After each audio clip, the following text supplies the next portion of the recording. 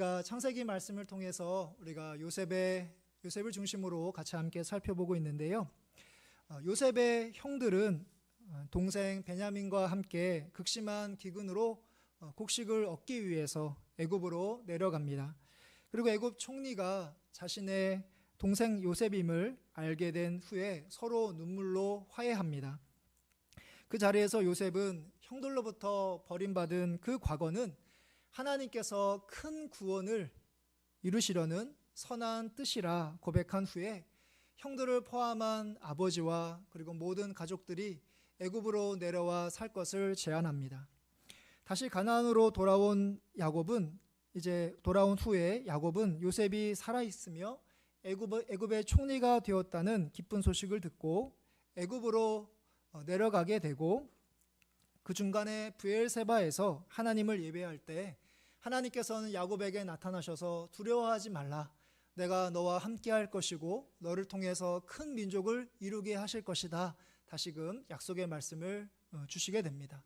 그래서 야곱과 그의 가족은 이 하나님의 은혜를 힘입어서 가나안에서부터 애굽까지 70명의 그 많은 그 가족들이 안전하게 애굽으로 내려오게 됩니다. 이게 오늘 말씀 전까지의 내용이고요. 이제 오늘 말씀을 같이 함께 살펴보려고 하는데요. 드디어 야곱은 꿈에 그리던 사랑하는 아들 요셉을 만나 기쁨의 눈물을 흘립니다. 29절의 말씀을 보시면 요셉이 그의 수레를 갖추고 고센으로 올라가서 그의 아버지 이스라엘을 맞으며 그에게 보이고 그의 목을 어긋맞춰 안고 얼마 동안 울매. 야곱은 이 땅에 사는 동안 정말 다시 요셉을 볼 수 있을 거라 생각을 하지 못했는데 다시 만나게 되었으니 얼마나 기뻤을까요? 우리나라에 그 이산 가족 상봉이 있었는데요. 제가 초등학교 때 한국 전쟁으로 인해서 생사를 모르고 살았던 가족이 재회하는 그런 사건이 있었습니다. 그 만남이 얼마나 기뻤는지 그 방송국 스튜디오 방청객과 그리고 시청자들을 눈물바다로 만들었던 그런 사건이 있었습니다. 오늘 말씀에 야곱과 요셉도 평생을 그리워하다가 꿈에라도 보고 싶은 그 얼굴을 보는 순간 이 세상 모든 것을 가진 사람들 하나도 부럽지 않고 벅찬 행복에 쌓여 있습니다. 그래서 30절의 말씀을 보시면 야곱은 요셉을 향해 내가 내 얼굴을 보았으니 지금 죽어도 족하도다 라고 고백하고 있습니다. 야곱의 평생 소원이 있다면 그것은 요셉을 한번 얼굴을 보는 것이 아니었을까 싶습니다. 여러분도 삶을 살아가며 품고 있는 소원이 있으실 텐데요. 만일 하나님께서 나의 그 소원을 지금 이루어 주신다면 내 삶이 지금 마치더라도 여한이 없다, 내 생명을 잃더라도 아깝지 않다라는 그런 소원입니다. 누군가에게 평생의 소원은 가족 구원입니다. 하나님이 사랑하는 나의 부모와 그리고 형제들을, 나의 자녀들을 예수님 믿고 구원받게 할 수만 있다면 내가 지금 죽어도 괜찮습니다. 누군가에게 평생의 소원은 남과 북이 하나가 되어 통일되어 떨어진 가족을 만나는 일이기도 할 것입니다. 또한 누군가에게 평생의 소원, 작은 소원이 있다면 내 집을 마련하는 것일 수도 있고, 또 사랑하는 자녀의 가정에 귀한 생명을 주시는 것일 수도 있습니다. 그런데 우리가 믿고 있는 예수님의 평생의 소원이 있다면 그것은 바로 끝까지 십자가를 지심으로 우리에게 영생을 주시는 일이었습니다. 그래서 십자가에서 자신의 생명을 드리는 순간 예수님께서 하신 마지막 말씀은 다 이루었다 라고 하시면서 소원을 이루게 하신 그 하나님을 신뢰하실 수 있었습니다. 찬송가 452장의 제목이 내 모든 소원 기도의 제목이라는 찬양인데요. 그 찬양에서 나의 평생의 그 소원이 바로 예수님을 닮기 원합니다 라고 찬송가 452장을 쓴 그 작사가는 그렇게 고백하고 있습니다. 오늘을 살아가는 여러분들 마음 가운데 있는 평생의 소원이 무엇인가? 내 안에 있는 평생의 소원은 무엇인가? 한번 생각해 보시기를 바랍니다. 그 소원이 나만을 위한, 나의 만족을 위한 것이어도 괜찮지만 생명을 사랑하신 그 예수님의 소원을 여러분들이 닮을 수 있기를 바랍니다. 그래서 여러분들을 통해서 잃어버린 영혼들이 하나님께 돌아오기를, 또 그 사람들이 하나님 한 분만으로 만족하는 인생이 되기를 소망하며, 하나님께서 여러분에게 주신 그 인생을 기쁘게 삶을 살아가시는 여러분들 되시기를 간절히 바랍니다. 야곱을 감격스럽게 만난 요셉은 이제 가족들에게 애굽 바로 왕이 직업을 물을 때 목자라고 대답할 것을 조언하고 있습니다. 우리가 읽은 33절부터 34절의 말씀인데요, 쉬운 성경으로 제가 한번 읽어드리도록 하겠습니다. 파라오가 형님들을 부르셔서 너희는 무슨 일을 하는 사람들이냐 하고 물으시면 이렇게 대답하십시오. 왕의 종인 우리는 평생토록 가축을 쳐왔습니다. 우리 조상들도 같은 일을 했습니다. 그러면 왕은 형님들을 고센 땅에서 살게 하실 것입니다. 고센 땅은 이집트 사람들이 사는 곳에서 멀리 떨어져 있습니다. 이집트 사람들은 목자들과 함께 있는 것을 싫어합니다. 요셉이 그의 아버지와 형들이 거주할 정착지로 눈여겨본 곳은 고센이라는 지역입니다. 고센은 이집트 북쪽에 나일강 삼각지 주변에 있는 곳으로 비옥한 땅으로 유명해 목축을 하기에 최적의 환경을 갖춘 곳입니다.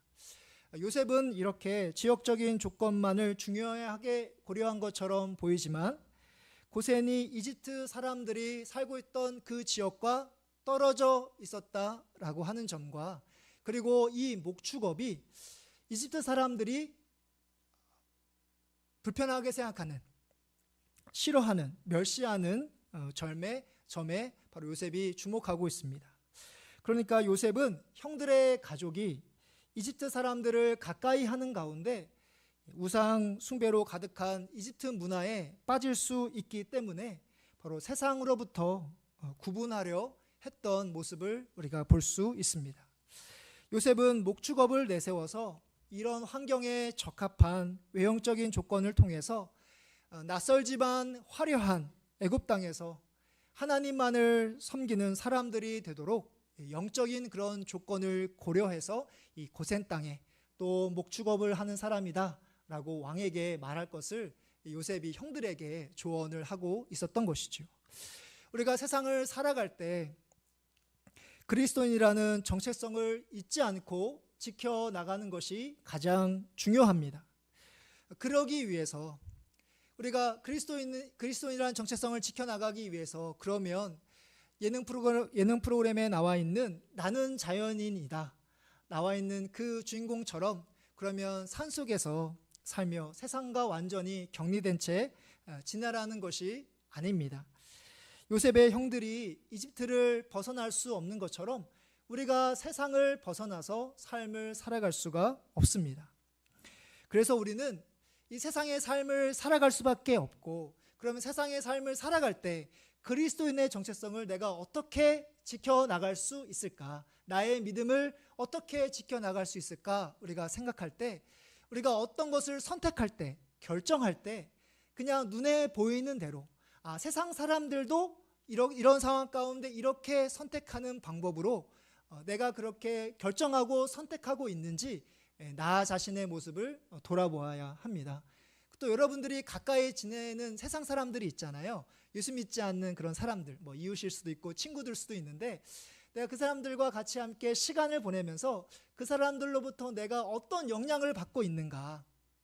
세상 사람들은 하나님을 믿지 않기 때문에 그냥 눈에 보이는 것들에 관심을 갖고 그것을 추구하고 얻기 위해서 욕심을 내고 달려가고 있는데, 내가 예수 믿는 사람으로 그들과 가까이 하면서 그들로부터 안 좋은 영향을 받고 있지는 않은가, 이렇게 우리 자신의 모습을 계속해서 살펴보는 것이 너무나 중요합니다.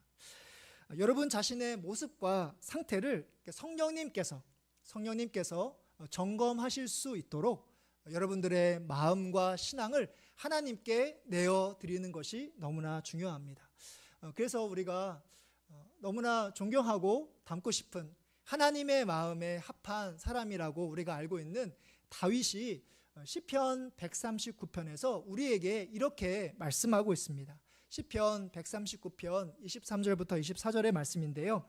하나님이여 나를 살피사 내 마음을 아시며 나를 시험하사 내 뜻을 아옵소서.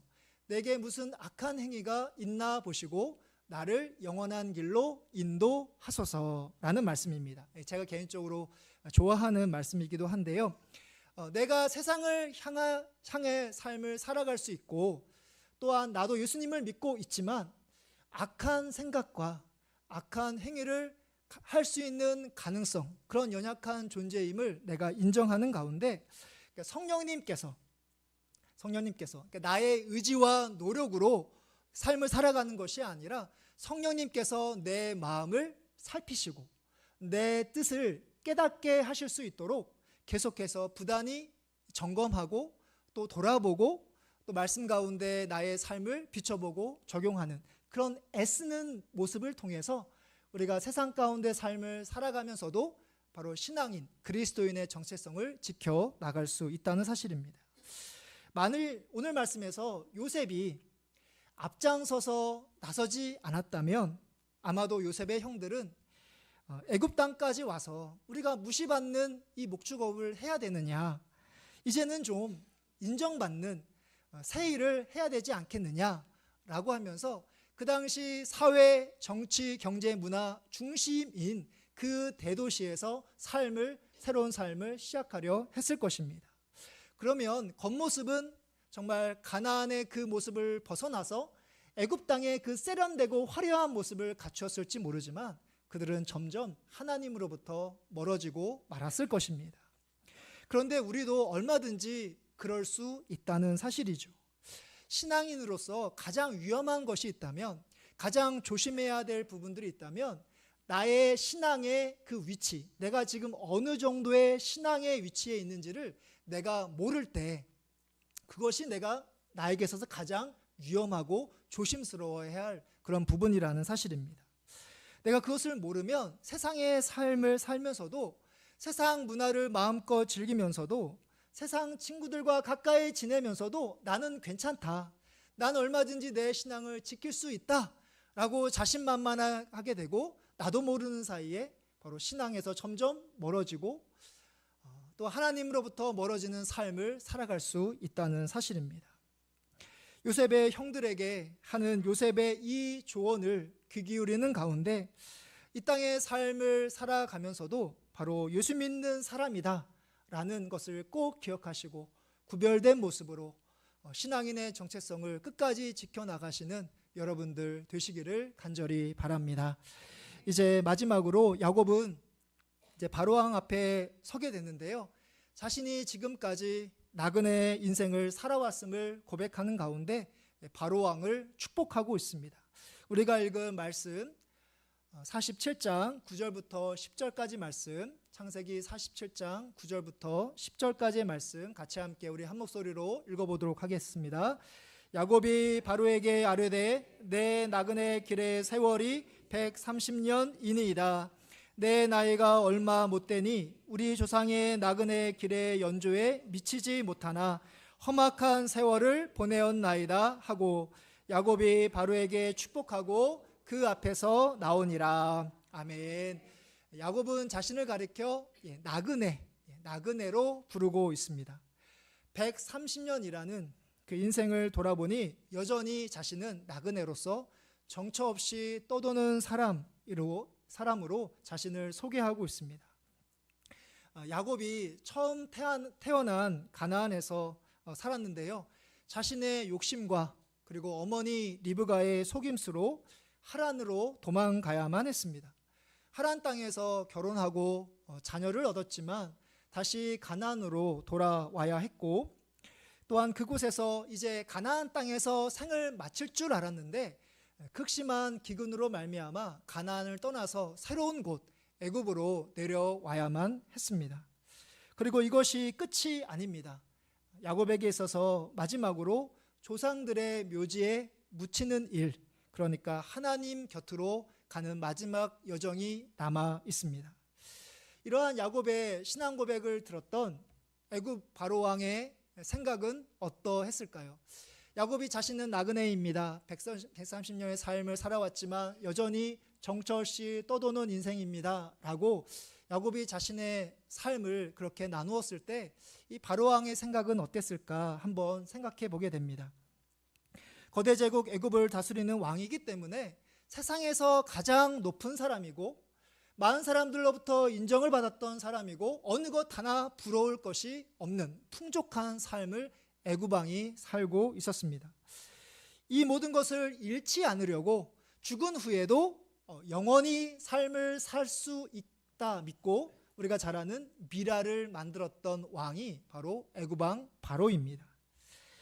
야곱이 하나님을 향한 나그네였다면 바로는 거대 제국의 소유자, 여전히 그 삶을 소유하고 있었던 사람입니다. 야곱 왕은 그 바로 왕을 향하여 축복하는 가운데 야곱처럼 비록 자신은 나그네이지만 하나님을 향한 삶을 살 것을 바로 왕을 바라보면서 그의 인생을 축복하고 있었던 것이죠. 요셉 당시 애굽처럼 우리는 모든 것이 풍족한 시대의 삶을 살아가고 있습니다. 천국을 사모하기보다 세상을 사랑하고 있고 하나님께 소망을 두기보다는 내가 소유한 것에 마음을 품고 삶을 살아가고 있습니다.